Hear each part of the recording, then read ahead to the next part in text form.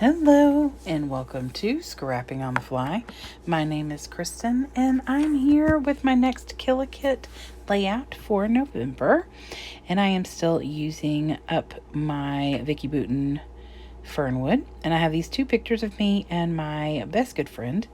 And I wanted to use these papers because both of our favorite colors are teal. And so I thought the teal and the green would go well with these pictures, as well as I'm not bringing any pink in to offend her. So most of this up here at the top is all from the Vicky Bouton collection. Down here at the bottom is from the Simple Stories collection from my kit. And so I am excited to be using, I think I use almost everything but like two things on here. And that is from Simple Stories as well. And then I have this really pretty flare from the Flare Hut that has some cute and pretty colored leaves. And I brought in my washi just in case. I really only use a smidge of it, but I brought it in just in case because I really do want to try and get that used up.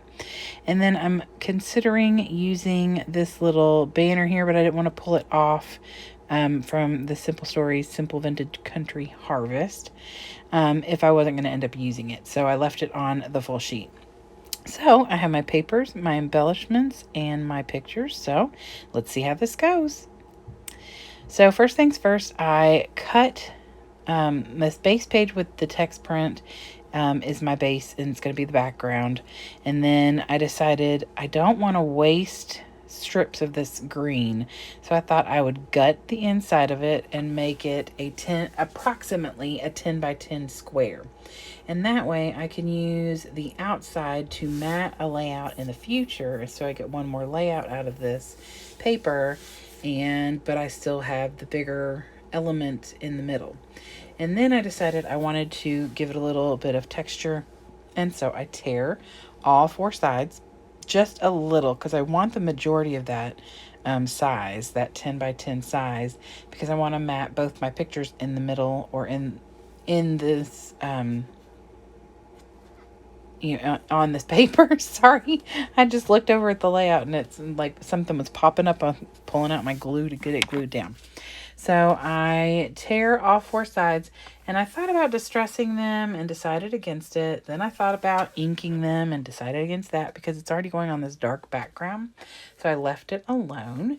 And then I started trying to figure out what I wanted to do. So because I tore so much off and cut so much off and put this in the lower corner instead of centered, I thought that this banner would work. And that's really why I did that, because I didn't want it to overlap the paper too much, but it's going to overlap just a little. And I'm okay with that because I'm going to cover up where that comes out. You can see just a bit of the torn paper coming out in that frame. And these frames are so cute. And if you have the pictures that work with that, I think that it would be really neat. I'm hoping that at least one of them I can do that with, because I just think that's really cool. But these are small little windows, so you got to have a small picture. So I am trying to decide how I want to place these pictures. Now, the way I have them right now is in order of when they were taken. So the first picture is when we were at one of the plethora of cannons that we saw while we were in Gettysburg. And then the other one was not long after that, because there was this really pretty view and we took a picture of us with the view behind us. And so I am just kind of laying things down to kind of get an idea of where I want to put stuff. And so when I decide where it's going, I go ahead and use my tape runner to get the pictures down. And I am leaving a gap in between on purpose. I thought about meeting them up, but I really wanted to have the pictures kind of corner the top left and the bottom right of this 10 by 10 square. And so I get those down on here, and I am going to start embellishing around. And so I pull this floral that matches the ephemera floral, and put that on either side so that it is, see that right there, that corner I just pulled up? That's the corner that wasn't sticking down. And now I know why, because I pulled on it and the adhesive probably came off. So this flower right here, I end up tucking a piece in and then putting this little smaller piece up here at the top. And you can't tell that it was a bouquet standing up. It doesn't look like it's not going the right way or anything, because all you see are the little floral buds. So, or the blooms. So I get that on there, and it just gives a little bit of something over there on the left side where you've got that big embellishment up there where the banner is.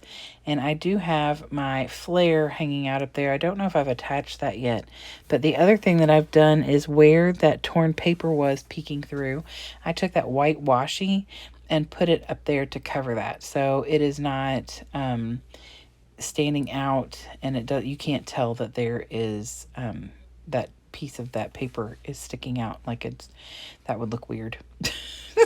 So I am just working on my clusters, because now I've decided where my clusters are going to go. And in all honesty, there's kind of like 5 or 6 clusters on here.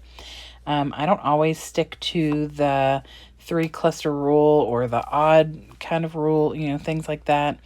I have this cluster to the right of the bottom picture that's got the little flowers. I'm going to add some hearts if I haven't already, and a little dimensional word that says Forever Fall.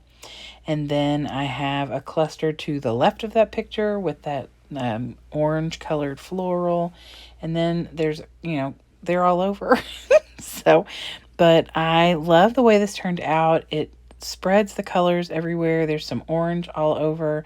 There's that green, then the lime green that I've got on the paper, and then that yellow. And I really do love this. I did make sure to matte the pictures on that darker color, because that green that in the grass is pretty much the same colors as paper, so it had to stand out a little bit. So I love the way that this ended up. I was a little worried at some point because I kept trying to tuck things and it seemed like it was getting a little crazy, but I do love how this layout turned out, and I am using so many of these embellishments. I'm super excited. So I hope you all will come back again tomorrow for another layout, and I hope you have a great night. Happy scrapping.